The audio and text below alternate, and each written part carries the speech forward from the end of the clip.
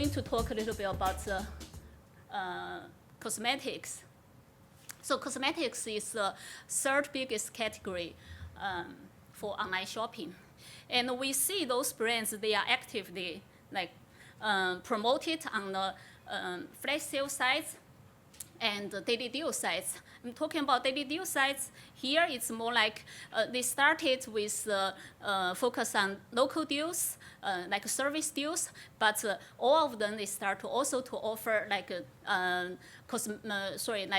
different kind of material kind of goods, including cosmetics. And also there are a couple of big ones in China, like vertical daily deal sites. They purely focus on cosmetics. So I have put together a couple of brands on different platforms. Here you see L'Oreal on Vipshop, and local brands on the Meituan, the number one deal sites, and also this one is the biggest vertical sites, vertical cosmetic sites in China. Similar as what we discussed about like fashion brands, you see a lot of Chinese cosmetics brands.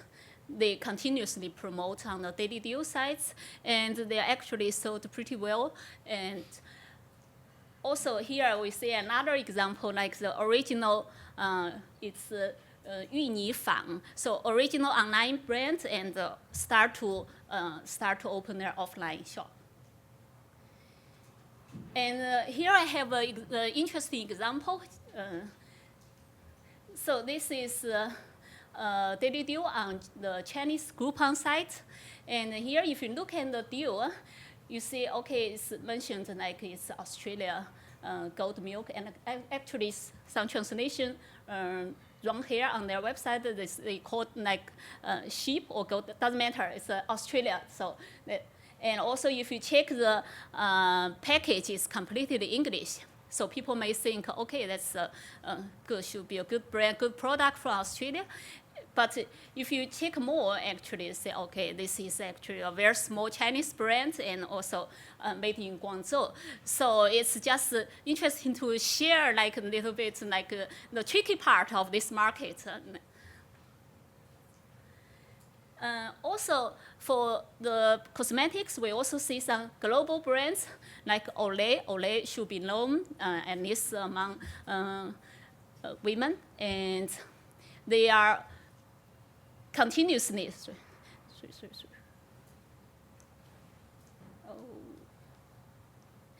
They are continuously promoting on the daily deal sites. Actually, they are sold very well. But on the other hand, you can see this brand on all the department stores. Another one is like the American brands. They don't have their offline store, and they also don't have their e-commerce site in China, but they are actually pretty known in China. I search on Baidu, like also some people are asking questions, where can I get that? How shall I use that? And also, so for that's also an interesting case to see how foreign brands, they just utilize the daily deals. And also, actually, the sales number is not bad. So I only have a couple minutes also. Otherwise, I quickly go through, like, I have some, a couple of cases, but I quickly go through about travel deals.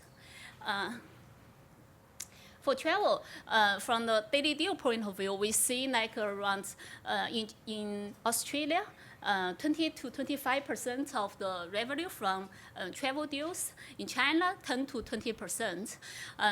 But we can see they are pretty much different deals. And one thing we have to keep in mind, the two markets from the travel point of view, they are in very different stage. So in Australia, that's pretty much a holiday concept, but in China, it's still like if you talk about it's like 5 cities, like in 2 weeks, in 1 week kind of trip. So that's a completely different stage. And here we see the, okay, these kind of deals, they are on the daily deal sites in Australia. But in China, then basically, if we talk about the travel deals, they are the local hotel deals and local scenic, like local spots plus stay kind of deals, and also a small percentage of overseas travel package. And also, I'm going to share a little bit like the typical Chinese, Chinese style kind of deals. So could be interesting.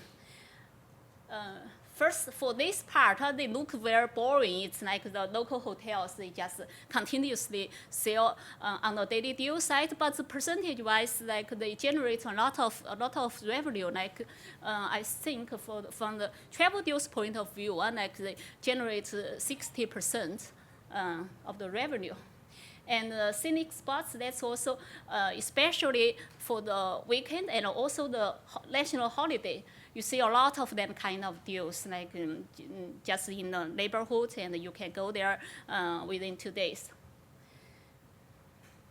And for the overseas deals, the more popular ones are more like still from Asian countries, although I saw some deals like also going to the US, except I haven't seen like recently like going to Australia. So,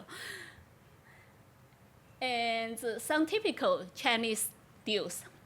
So in China, it's very important like for the couples to have their very beautiful like wedding photographs before the wedding. So it's more like, okay, for them, they'll use a lot of makeup, a lot of change a different style of clothes, and also to have some very impressive kind of photos taken. So we see actually the travel agencies, they work together with some like photograph companies. They just launch some deals. So then the photographer will follow you and to some nice place, either in China or even outside of China, especially the beach part. And so that's also, we see actually a lot of cases like that. And the last example will be just, it's not a typical travel deals, but I think it's just interesting because 5-star hotels in China, they are less expensive.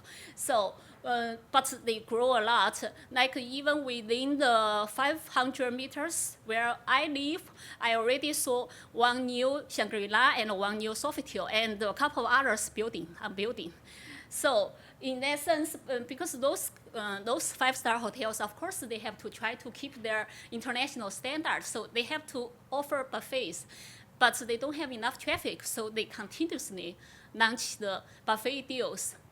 So as a consumer, it's good for me. But if you talk about exclusiveness of the 5-star hotels, then it's a little bit funny because it's almost like a buffet deal from a 5-star hotel. So it's almost similar as like the Hungry Jack deals. They are very popular here. So, okay, that's it. So I have limited time, so I'm willing to share more afterwards. But I hope I can give you some useful insights to look at the market from different angles and also different ways you may try this market and try optimize and expand. So we all know that. Okay, thank you very much.